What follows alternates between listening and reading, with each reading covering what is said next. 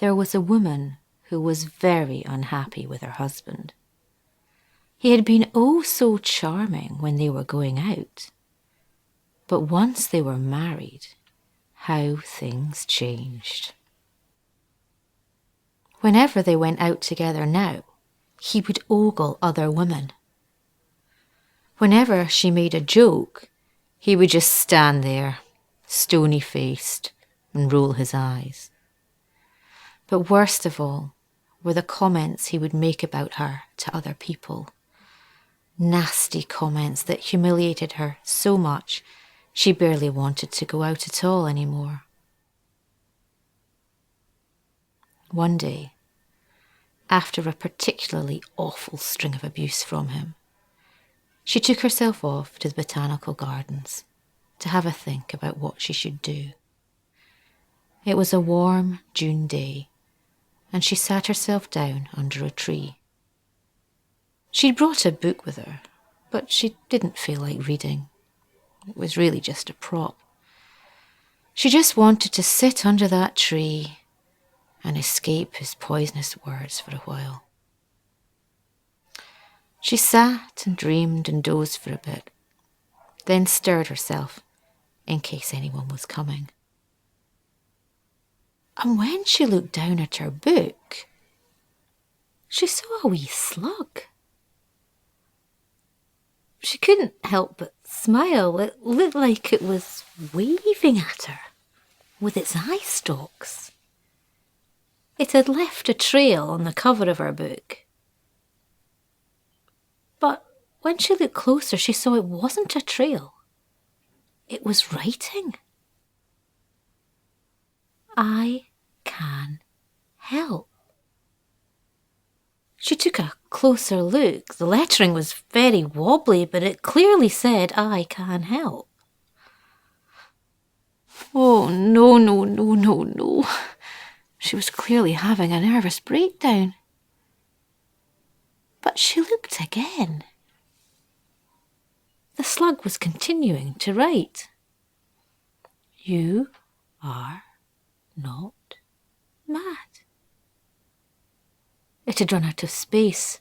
She picked it up, turned over the cover of the book and put it back down. Again it continued. 3 wishes, but he gets double.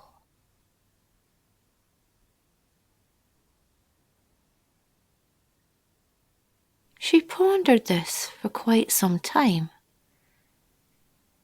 Even if she was mad, what harm could a wish do? No one would know except the slug.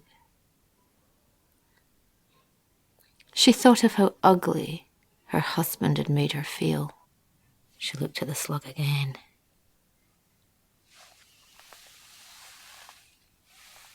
I wish I was extremely beautiful. She knew it'd all be nonsense, but even so, she carefully gathered up the slug with a few leaves and blades of grass, put it in her handbag, and got up. Time to go home. She made her way to the bus stop, and when the bus came, as usual, all the seats were taken. But this time, a young man got up and offered her his. Oh no, she thought. My husband said I was ageing badly, but surely I don't pass for a pensioner yet. Mind you, he said I was getting really fat too. Maybe that man thought I was pregnant. She sat and stared at the floor for the rest of the journey. So she didn't notice all the stares she was getting. When she got home, the first thing she did was look in the mirror. What a sight was waiting for her. Beautiful. She was still her, but things had been tweaked. She couldn't help but compare herself to Angelina Jolie. Favourably. She gazed, transfixed, for some time, until she heard the scrape of the key in the lock. Her husband was home. Except, well, he'd been okay looking before, but now it was indescribable. You could have totaled the good looks of Johnny Depp, George Clooney, Aragorn. You'd still be nowhere close. When he caught sight of her, he raised his eyebrows. But when he caught sight of himself, reflected in the mirror behind her, looking twice as gorgeous, he was out of that door like a shot and heading uptown. She had 2 wishes left. She thought of the stern face, the rolling eyes, whenever she tried to make a joke. She went back to the slug. I wish for extreme wit.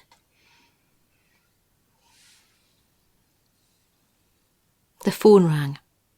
It was one of those PPI claim-back companies, the 5th call in as many days, and normally she would have just hung up. But today she found herself rebuffing the caller with such sparkling wit that he had to hang up. He was laughing so much. Right, she decided. I'm going out. She got a taxi, though she had to keep telling the driver to keep his eyes on the road, and she went to what used to have been her favourite bar until her husband had told her she was no longer hip enough to go there. She walked up to the barman, who at first just gazed, open-mouthed, until she started chatting. And then he was doubled up with laughter and had to sit down, but not before he told her any drink she wanted would be on the house. She thought she was going to have the time of her life. Until she heard raucous laughter coming from the other end of the bar. There was her husband, regaling a gaggle of salivating women with the tale of his latest parking fine. Any men that were with them were doubled up with laughter too, even though he was flirting outrageously with their girlfriends. Soon, men and women were doubled up and staggering towards the toilets, trying to hold in their pee. Some of them didn't make it. The woman went home. She sat down on her couch, went back to the slug. One wish left. A mild heart attack, please.